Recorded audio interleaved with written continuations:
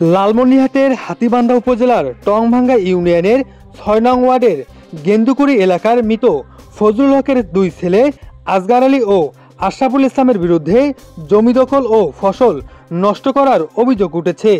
আজ সোমবার বিকেলে এ ঘটনা ঘটে। অভিযোগ সূত্রে জানা যায়, মনির হোসেন ভূঁইয়া, তার মা মনসুরা বেগম ও তার বোন সেলিনা বেগমের জমি দীর্ঘদিন থেকে চাষাবাদ করে আসছে।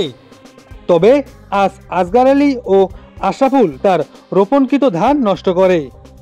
এতে মনির হোসেন ভূঁইয়া তিনি বাদী হয়ে আসগার, আশরাফুল, আব্দুল রশিদ ও আজিজকে আসামি করে থানায় একটি লিখিত অভিযোগ করে।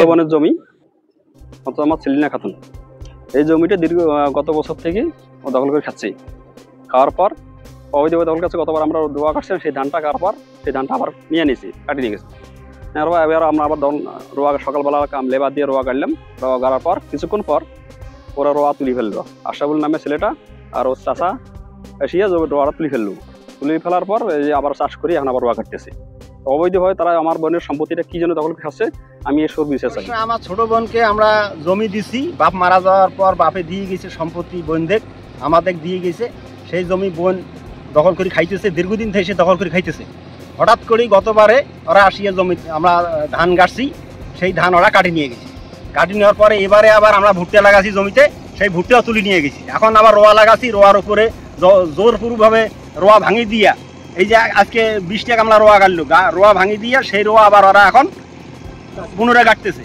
আবার আমার উঁচা ভিটায় কালেক্টরের গাছ গাছি দেখেন সমস্ত গাছ ভাঙি দিছে, সেই গাছ সব ভাঙচুর করে দিয়া তারা জমি জোর করতেছে। তাদের কি কাগজপত্র আছে, আমি এটা দেশের কাছে আমি বিচার চাই যে কি কাগজের বলে কোন গায়ের জোরে তারা এই সম্পদ দখল করতেছে, কেন দখল করতেছে, এটা উপযুক্ত বিচার চাই আমি।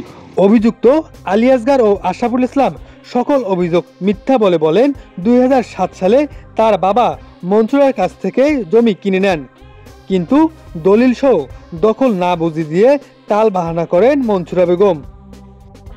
উনি সাতা চেয়ারম্যানের কাছে আবেদন করে যে আমি চলে যাই, এখন রমজান মাস, ঈদের পরে আমার আব্বার নাম ফজল হক, তাকে তোমরা মাইক্রো করে তোমাদেরকে সবাইকে ভাড়া করে নিয়ে যায়, রেজিস্ট্রি অফিসে রেজিস্ট্রি দিবে, এই সময় পর্যন্ত তোমরা অপেক্ষা করো।